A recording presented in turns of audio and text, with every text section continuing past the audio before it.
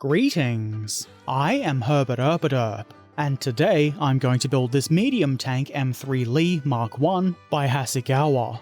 This is a 1/72nd scale plastic kit that should end up looking something like the vehicle depicted on the front of the box here.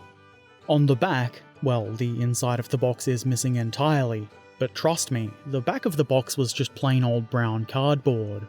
Inside the box, you can see there's a plastic bag full of sprues, some decals, and poking out from behind the sprues, the dreaded rubber band tracks. Surprising nobody, probably. I'm not a fan of rubber band tracks in general. To be fair though, at least these ones seem fairly neat, and they're not the kind the sprocket teeth have to poke through, which can often be a stretched out looking mess. This is a cheaper kit and rubber band tracks were not unexpected. On this kit they're not that bad, and they don't cause any real hassles. The plastic in this kit is also about what I would expect. It's pretty decently made. Mold lines are inescapable on pretty much every kit, and on this one they're not too bad, though a bit heavy in some places. Not so much in others. You are certainly going to have to do more than the average cleanup, but I wouldn't say it's an extreme amount. The detailing isn't too bad, at least not for a model of this size, though it's not the newest or most detailed thing. I believe this particular boxing is from 1991, and the tooling is probably a fair bit older than that. That said, I have definitely seen worse. There's a good amount of rivets that should help bring out some interest when this is painted, and various tools and bits and pieces that make it pretty clear that this is an M3 Lee. In all honesty, I haven't bought this kit because I thought it was going to be great, I simply needed a Lee for reasons. And this was the only one I could easily find that was cheap and not in 1/35th scale. Anyway, the parts aren't too bad, and they should go together easily enough, though a little work is going to be needed. There's a sheet of decals included and they seem pretty simple. Not a lot by way of choice, but that's okay. They look decent enough. And the instructions. This is a nice small piece of paper, and while I'm not a fan of the kind of instructions that fold out like this, at least it's compact enough that it doesn't get all bothersome and in the way. The diagrams are well laid out and easy to understand and follow. The painting and marking guide shows a mint green Lee. I don't think this is the actual colour that you're meant to use, and it's definitely not the colour I'm going to use. I think it's simply to show where the colour goes. That is, all over the tank. Either way, I found it kind of funny. Now that we know what's in the box, let's put it together. We start at the beginning, which in this case is the bottom of the hull.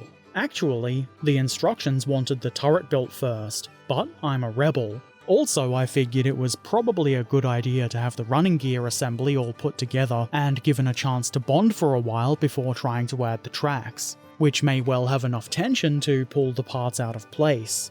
This assembly is pretty simple. The sides of the hull, which already have the inner half of the suspension bogies moulded on, are glued to the hull bottom. There are some fairly obvious guides to help line things up nicely, though it did still need a little bit of nudging to get the parts on straight. Nothing too tricky about this. Next, let's do something with these road wheels and outer bogie parts.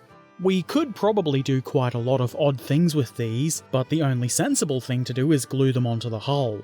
I glue the wheels on and then sandwich them between the inner and outer bogie parts.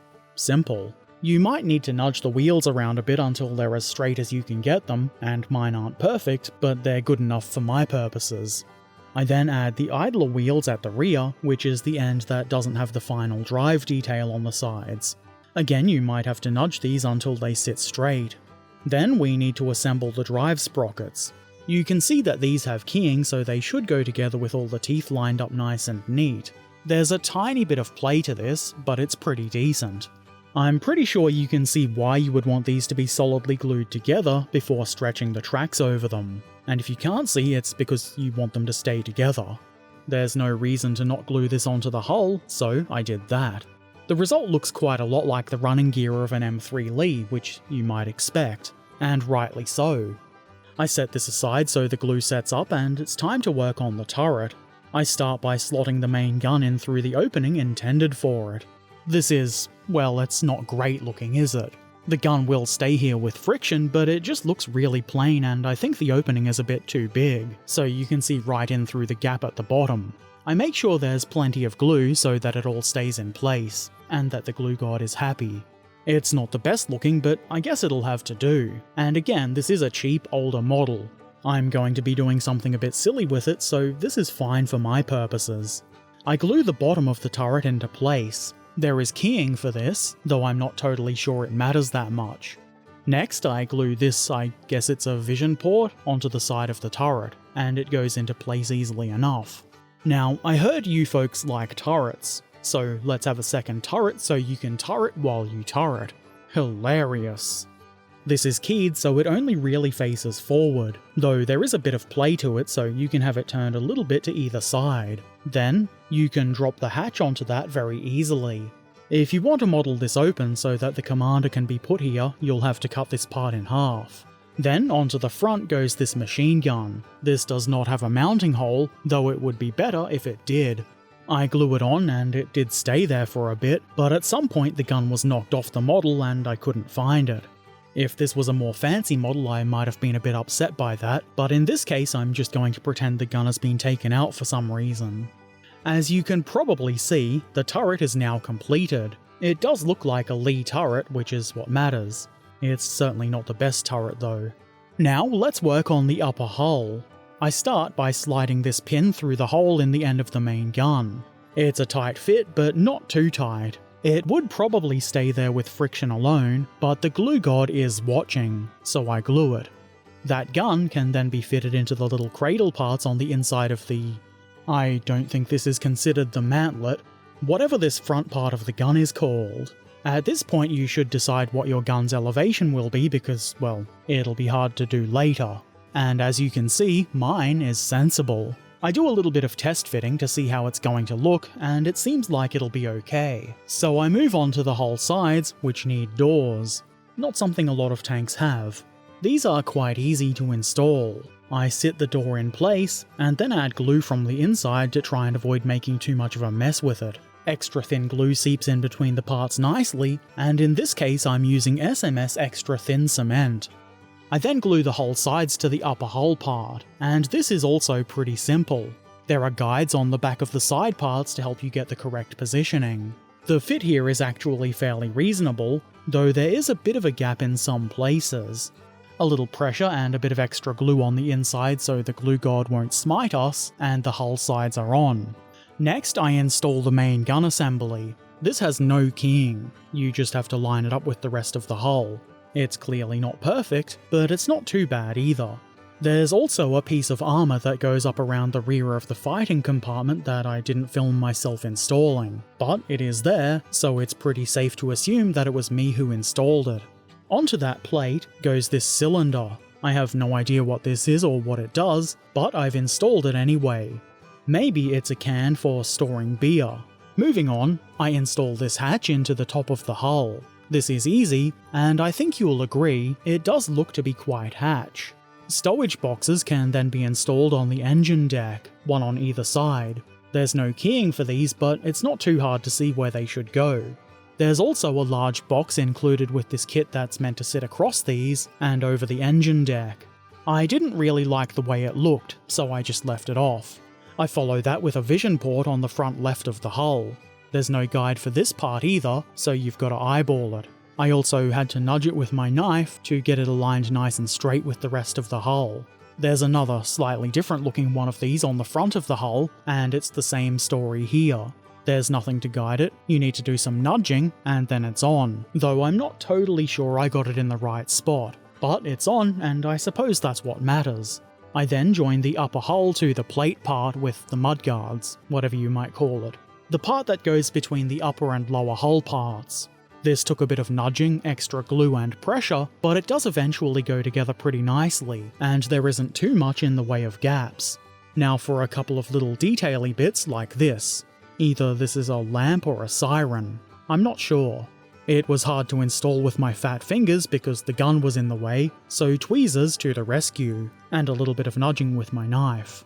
These things here look more like lamps, and there's one for either side. They're a little bit fiddly to install because of their size, and on the tank's right because of the gun, but as you can see, in the end I got there. Side skirts come next, and these are easy enough to install owing to the keying. That's what it's for, I guess. A little pressure and additional glue on the inside for strength, and those are on. I'm actually glad the Lee had these. They're going to be helpful when it comes time to put the tracks on, which is what I do next. Because rubber band tracks are made of some sort of rubbery stuff that plastic cement doesn't work on, I'm using super glue. I place the tank onto the tracks in the middle of the run so we can curve them up and over the ends, with the join at the top. Here's where the side skirts are going to help us. They make it so the top of the tracks won't really be visible. Not unless you really try, I guess. What this means is you can get away without joining the ends of the tracks together properly. So, when I wrap the tracks up around the drive sprockets and idler wheels, they don't totally meet in the middle. And because we don't have to force them together, there is much less tension. That means that the tracks aren't going to bend any of the running gear out of place. It's a nice relaxed fit. So I guess for rubber band tracks, I'm pretty happy with these. It would make sense to then glue the upper and lower hull parts together, so that's what I do. It goes together okay except at the front, where I had to apply a fair bit of pressure to eliminate the gap. And it did end up looking kind of ugly and a bit incorrect anyway. The transmission casing just looks like it's the wrong shape. Moving along, at the rear of the tank, there's a large hole that needs filling. And why not use the rear plate part for this? It is, after all, the correct part to use. The fit isn't quite perfect, but it'll do. Then I add this, I don't know what you would call it, a shroud? Whatever it is, there's nothing to guide it, but it's not too hard to figure out where it should go. I follow this with the exhaust pipes, and it made me realize that I probably should have done this before the previous step. It is still possible to get the exhausts into place, but it took a bit more kajiggering than it would have done if I'd done this in reverse order. Not too big a deal, the parts are on, and that's what matters. Then I add the final drive casings to the front of the hull. I'm not sure if these are in exactly the right spot, and again there wasn't anything to guide them other than the shape of the cutout, and it fit best in the place I put them, but maybe they should be slightly higher. Oh well, like I said before, it'll do. This is obviously not the first flaw I've encountered. There were also a couple of shackles that were meant to go on the front here, but I forgot to add them. I think it looks fine without anyway. I sit the turret atop the hull and it's held there with a pin. If you really wanted, you could magnetize this fairly easily, but I didn't think it was worth it. I'll probably just glue the turret down once it's painted. At any rate, that's the Hasegawa M3 Lee in 1/72nd scale completed. I'm reasonably happy with how this has turned out. Admittedly, it's not the best model I've ever built, but it looks like an M3 Lee, and it didn't cost me much money at all, and that's where my priorities were for this build. And to be fair, it's not that bad either. There's a couple of gaps here and there that I feel like it would be a good idea to fill in before painting, but that's not all that uncommon really. Speaking of painting, this is going to be painted very soon, and I'm hoping my paint job will be fun and entertaining. Even as I type this, it's about halfway done, which is pretty unusual for me, but it's gotta be done in time. I don't want to wait another year to share my Christmas Lee, which is what this tank is. That probably gives you a good idea of what I'm doing. Yes, I am incredibly hilarious. Thank you. So there are definitely better models of the M3 Lee that you could get. The TACOM kit I built a while ago is a pretty good one, and for this project I didn't exactly do any in-depth searching. Not that I ever really do. I was just looking at what I could get immediately, and this was the best option, considering what I wanted to do with it. Anyway, this was a pretty easy and enjoyable kit to put together. I didn't encounter any real issues, though I guess on stream I probably complained a little bit more than is appropriate about the rubber band tracks, until I figured that I could just put them on without completing the run. The ease of construction and small scale of the tank means I was able to build this in a single stream, which is always nice. And speaking of nice, if you would like to watch me build kits like this, or maybe even better ones, I usually do so twice a week, sometimes more, over on Twitch. There's a link to my channel in the description below. Give me a follow and come hang out with myself and the good folks in chat sometime. If you have any questions or comments, it would be great to see those in the comment section below. If you've built one of these or have any other cool models you would like to share, why not drop by our Discord community and show us? We would love to see what you've done. And if you've not done so already, why not subscribe, follow, ring the bell, become a patron, or maybe just come say hi on Discord or Twitch. Links to all of my things are in the description below, and as always, I shall return soon. So until then, be excellent to each other, and thank you for watching. Farewell.